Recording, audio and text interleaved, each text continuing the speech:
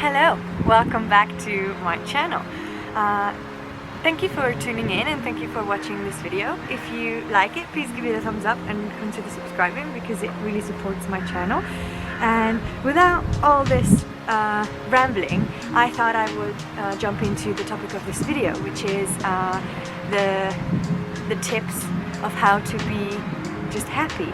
I think it's a shame that they don't teach you these concepts in high school or at university, and you have to gain these during your life, because it's not really, it doesn't really come with experience. These are just thoughts and just thought-provoking concepts that can really help you with the quality of your mental life and your mental health. So without further rambling, let's jump into my tips of how to be happy.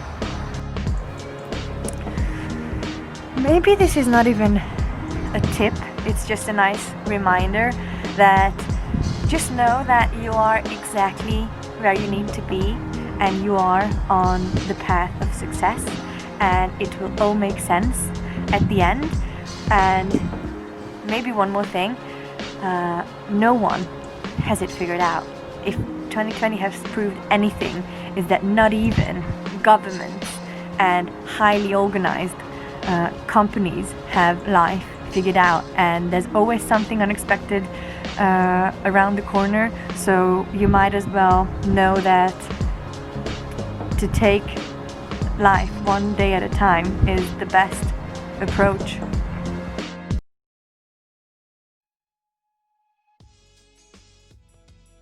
I honestly believe that it is crucial that we talk about mental health in 2020. And as with anything, I like to focus on the solution and not the problem. And I know that we are in charge of our own happiness. It's not determined by the next thing you buy, or your promotion, or the pay raise, or when you will get married. Nothing and nobody can make us happy. It's our own job. Outsourcing our own happiness is a very dangerous and slippery road. And once you realize that only you are responsible for your own happiness, you have gained back control over your life. Well, pretty much.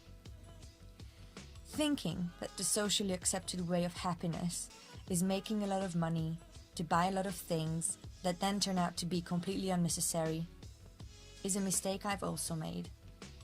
But chasing things that are important to you only because you want to impress or prove your worth to someone else is only going to get you so far in life. Once you embrace that you are the captain of your own thoughts and happiness, you have a good chance of living a great life. And I think that once you embrace your own power, then you will become braver and you will have a great shot at living an authentic life that is true to you. Remember, you are more powerful than you think, you're better than you believe, and you are more than enough.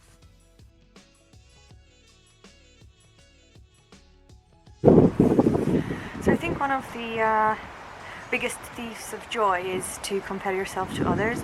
I have experience in this. I used to do this a lot, and I still do it not quite often, but sometimes. And I think especially with this year having blurred the lines between our online and offline worlds, with our screen times just skyrocketing, there's just the pool of people that we can compare ourselves to has quadrupled, I think. There's millions of people online showing off their perfect life, their picture perfect moments, and you can always feel behind. And there's people in your age group who are already married, who are making more money than you, who seem happier, who seem more accomplished, and it's a really toxic environment to be in mentally. So I think one of the biggest favors you can do for yourself is to try and eliminate any scenarios where you can come across people who you can envy in this way. So screen time, I know I must sound like a broken record, but really try and eliminate screen time as much as you can if it's not positive. And second, maybe just shift your mindset around comparing yourself to others. So what really helped me actually is looking at others' success stories as proof of what's possible out there. So if there's someone who's achieved something similar that I'm aspiring to, then I don't feel jealousy, or I try not to feel behind, and try not to feel not left out, but just really behind and just inadequate and doubting if I'll ever get there. What I really like to do now is to look at that success story as evidence of what's possible out there, and even if there's something that you can't find evidence for that you want to achieve, it's a really good motivation to be the first to succeed at it. So try to develop some mental weaponry to eliminate comparison from your life. I think that's one huge leap forward to leading a happier life. Another greatly neglected topic for being happy is our inner monologue. Do you ever realize how you talk to yourself? Try to pay attention to the things you think about when you evaluate yourself and your decisions.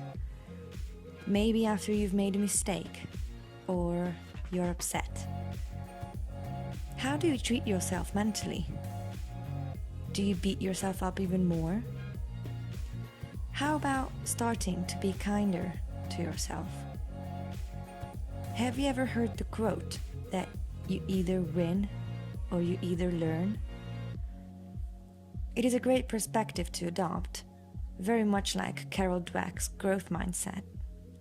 Nothing is set in stone. You can change the direction of your thoughts.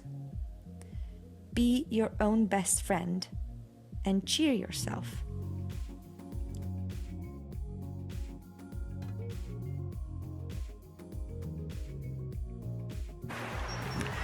I think another really good strategy to lead a happier life is to mind your own business, to refrain from judgment, to refrain from forming an opinion about others' life choices, others' romantic choices, and really just focusing on what you have to do on a daily basis to achieve the things you want to achieve.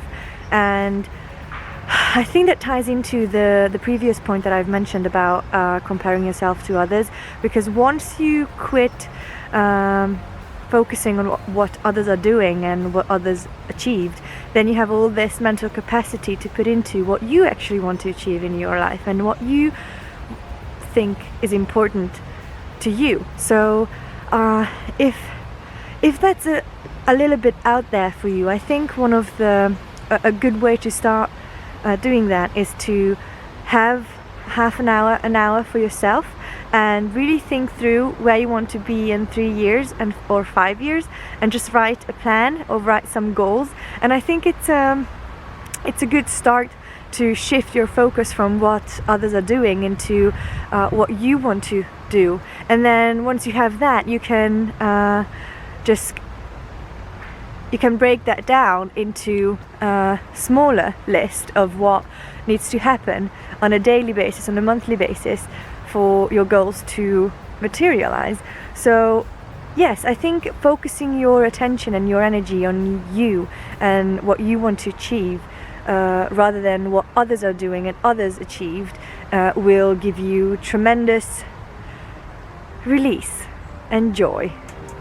So I really encourage you to be wise with where you put your energy, because I think that's one of the biggest thieves of happiness and joy in our lives, is that we don't know where to place our attention and energy. And when that energy flows into the right place, then life is just a little bit better.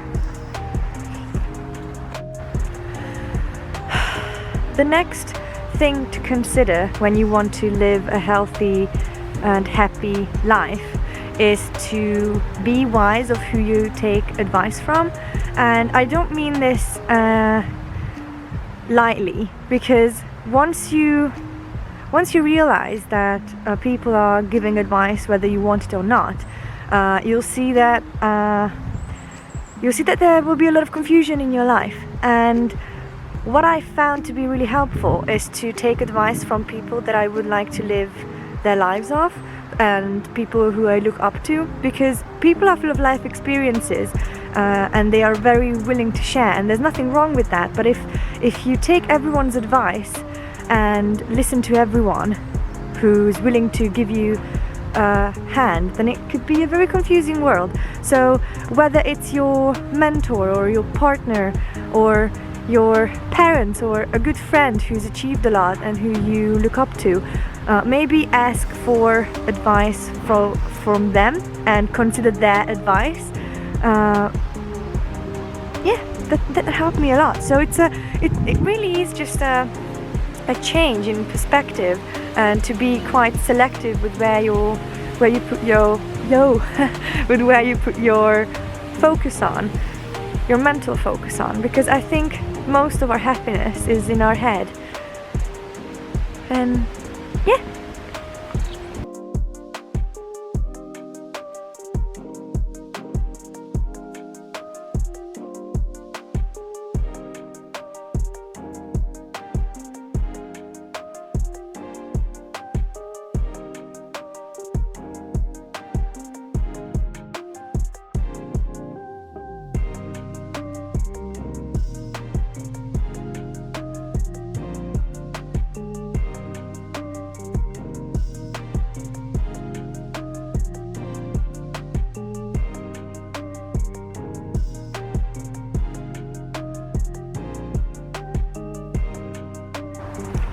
Another good attitude to apply to have a happy life and a balanced mental life long term, or hopefully long term, is to stay curious. And I think this is another iteration of Never Stop Learning, and I really consider this a pivotal perspective change, because your education doesn't stop with your formal education.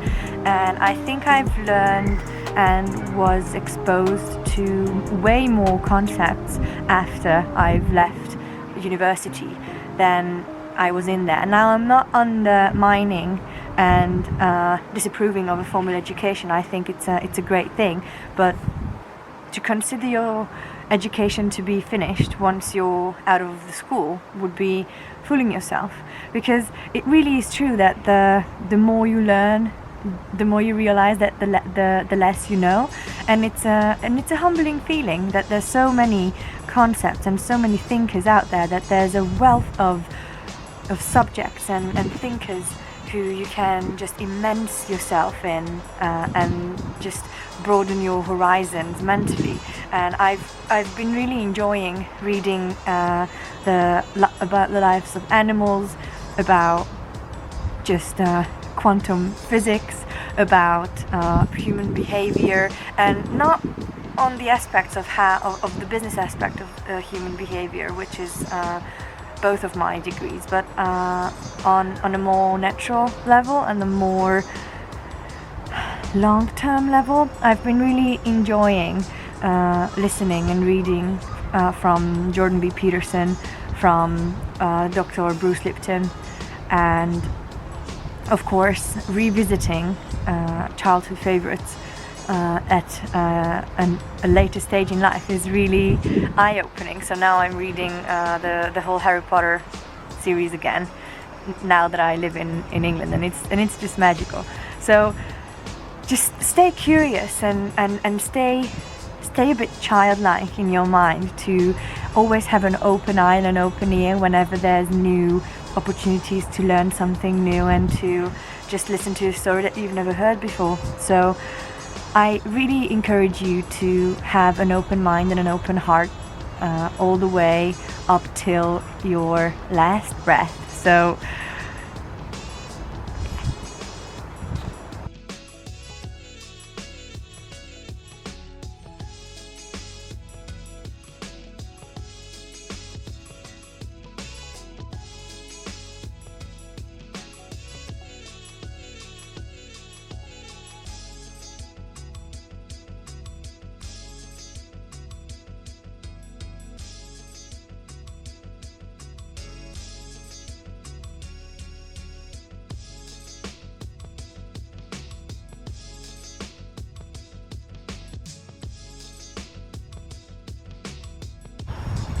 So again, one last tip is to take life a little bit less seriously and find joy in the small things. So I thought I would share some small and insignificant looking things that really make me smile these days, and I encourage you to share some of the small things that make you happy nowadays in the comments below. I'm really curious what makes you guys tick and happy this season. So my first thing is the bouquet of autumnal flowers in my kitchen. Every time I walk in the kitchen and I see the beautiful colors of nature in my house, it really makes me happy. Another thing I've been really enjoying is my fuzzy socks. I know it's a very small thing, but it just really makes me cozy and happy whenever I put them on. So it's my new pair of fuzzy socks. Thanks, Dan, for buying me those. Also, I've been really liking. I've been loving fresh brownies for dinner. It's the sweet potato brownies that I've showed you in one of the previous videos, and they bring me great joy. So whenever I feel down, I just whip out my sweet potato brownies and have them for dinner, and it just makes life worth living. Fresh, warm sweet potato brownies for dinner with wine. You cannot top that, I think. What else do I like? I love the sound that fallen leaves make when I walk on them. Litchfield has been just breathtaking these past couple of days and weeks. Autumn's really creeping in, and it's not the rainy autumn season at this point. It's the nice, breezy, sunny autumn, as you can see now, and there's still some green on the leaves. There's some nice red foliage and yellows and oranges, and I just love walking around and just watching the leaves fall. It just brings you a sense of calmness, I think. So I think that I'll end my list of things that I'm grateful for, and I'm happy about with the crunchy leaves, because that's a nice cozy thing to end the list on. So let me know what you've been loving lately, and what you find yourself smiling at lately. And I think I'm gonna end this video here, and I really thank you for watching all the way to the end. And if you would like to subscribe, I would welcome that. And if you've taken away something valuable from this, please give this video a thumbs up. It really supports my small channel. And until next time, enjoy your fall wherever you are, and I'll see you in my next video. Bye. Peace. Bye. Not tricks, but what's up with Hammer Guy? Why? How you treat people, and how you talk to people, and how you talk about people, not behind their backs, but you know what I mean. This is not good. There's people walking, and they think I'm crazy, that I'm filming in the graveyard. But it's I like the background. The deal breaker, what's a happy life would be to... There's still people.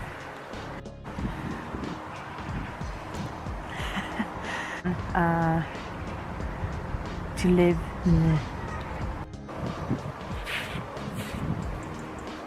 Why did I start recording when I was blowing my nose?